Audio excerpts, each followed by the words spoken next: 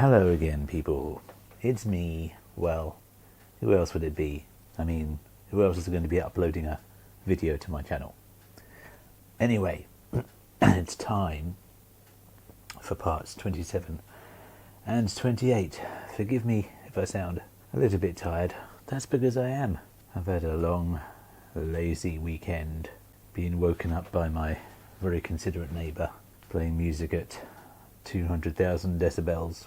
Maybe not quite that high, but also I've been ill all last night. I got through an entire box of tissues. Great fun, but I think I'm pretty much better now. Unfortunately, I'm only ever ill on my days off. That's really frustrating. Let's see what's in part 27. I have to be honest, it's not looking too terribly exciting this week. It's one of those put little circle into bigger circle deals. So that's these little plastic discs. I don't know if I'm using this one this week. I might be, but I am using this one, which is what I'm going to do first. Going to be putting those black things into that one. I can tell it just by looking at the pages on the magazine, but I will read it before I start. You'll never guess what. I was right. It says to test fit those. Now, let me tell you something. If you get this wrong, then there's something seriously wrong with you. They haven't got it wrong. They do fit nicely in there. So, got to glue those in either side of that, as you can see. Let's do this. Liberal amounts of glue were applied. Oh yes. That's done. And next I have to get these bits off. So you know how I'm going to do that? That's right. I'm going to wiggle them off like a true rebel. And then I have to glue on the edges of that, which is going to be quite delicate because the recesses are not very deep, and definitely they're not quite as deep as they make them look in the magazine. But I'll have a go and put this in the end of that bit. Quite why they couldn't give us this bit made with that on the end of it, I couldn't tell you that. Okay, next you'll need this bit because you're fitting this, which I'm calling the nebolic transmorpher, and this is going onto the side there, and it says, fits very nicely there, it says to glue it there. Now I do like how they've been honest in this picture right at the edge there. My great framing as always. Right at the edge they show you this piece, and they do clearly show that it doesn't look that great once you've separated it from the housing.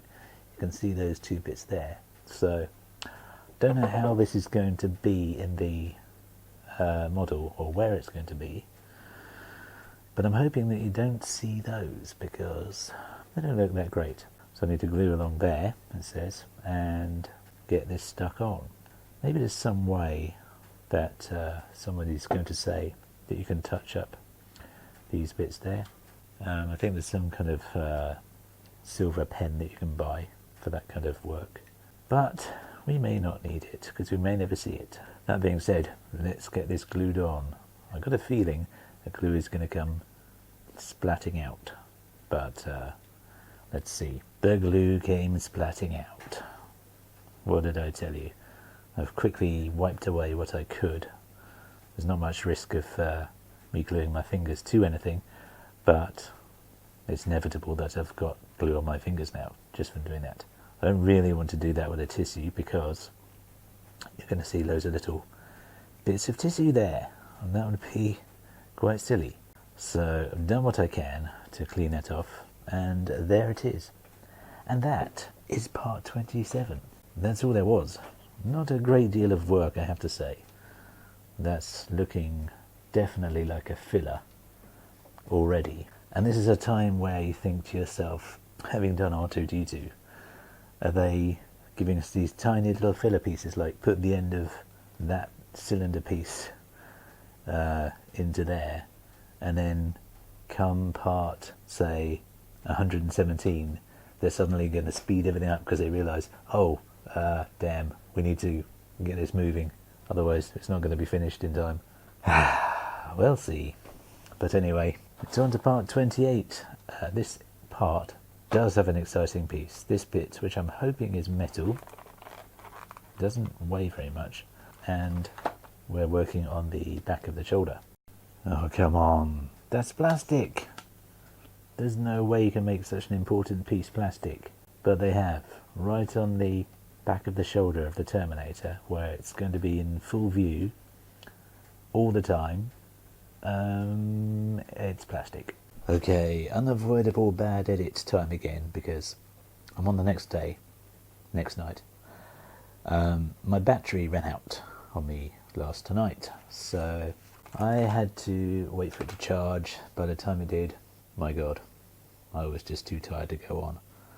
And daylight was breaking, and my lighting looks really bad when it's daylight in here, even with the curtains closed. So, the unfortunate thing I discovered was this is plastic. I think I mentioned that actually on the previous bit. Hopefully it'll work out. Now, down to business. First thing I need to do is take this increasingly complicated part, which, I mean, I don't know if they're going to have us do the same thing all over again, completely with the other side. I assume this is, as part of the shoulder, you're going to have to do all of this twice.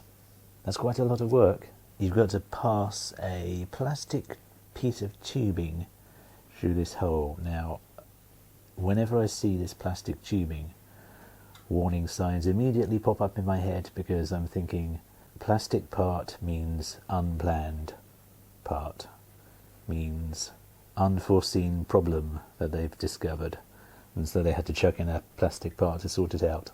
That's invariably what it means to me. Next, you're taking this big massive piece of plastic and putting it on there to form a kind of hinge, a hinge that does not currently stay in there. But that's not a problem, of course, because you're passing this bit through the top, so it stays in there. Let's go and see if that actually works. My God, that's a tight fit.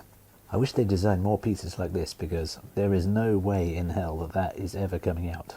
It was very hard to push it down, but once it is, yeah, that is very solid and very nice. It feels good. Don't know how far it's supposed to go up, or what it's even going to do. Next, you need to take the other bit that was in the pack and put that in the bottom. This is a push fit, so we're going to see now just how much of a push fit that is. It wasn't really much of one, but as far as I can tell, there would be no way of digging that out again, or accidentally catching it on something and then it coming out. I can't really see that happening. So in that sense, it's another nicely designed part. Okay, next. We are taking this part, you need to have it that way round, and I need to put this other metal cog in it so that it's like that. And again, it can only go one way up when it's in the right orientation, which I do believe it is. I think the other one we did was, they told us to do it vertically, didn't they? Do you remember? I do. I'm getting a feeling of déjà vu already. Alright, once again, ensuring it's up that way, you have to take this other part and then stick it in the top so that it all lines up like so. Yeah, once again, the harder they try and explain it there, the more complicated it gets. The less I understand what they're trying to tell me. Basically, horizontally is where you need the screws. So the ones that the ones that are already there, they're the ones that are vertical, and then I need to screw either side on the horizontal ones. Let me just read that to you. It says, take the assembled shoulder parts from issue 27, 26-1 and 2x27-2, and fit the assembly of parts 28-2 and 27-1 onto the end so that the screw sockets are aligned as indicated by the red arrows. They aren't arrows, they're just lines. and the raised pegs on part 26-1 fit into the holes in part 28-2. The more I read that, the more my head was spinning, so I just looked at the picture, and that is very clear. So there you go. That is the end of part 28. And look, that's clearly never going to come out again, is it? Yes, it is, but I think I see where they're going with this one, just like the last one, the other side. I'm assuming it's the same thing, because there's our big screw again. I don't know why they've needed to wrap that screw. That's a bit weird. I mean, you're never going to see it again, so what's it matter if it gets a bit scratched? That's a bit weird, but there you go. That, my friends, is the end of part 28. So thank you very much for watching. Hope you have enjoyed. Thank you for subscribing. I hope my sound's okay this time. I'm feeling wide awake, which is not good, because I should be thinking about bed in about 5 hours. That being said, thanks again for watching. It's nice to have your company, and I will see you next time. Okay, next you'll need this bit, because you're fitting this, which I'm calling the Nebolic Transmorpher. So you fit your Nebolic, did I say Nebolic? Nebolic, yes, no R in there. Nebolic I can't even remember what I called it now.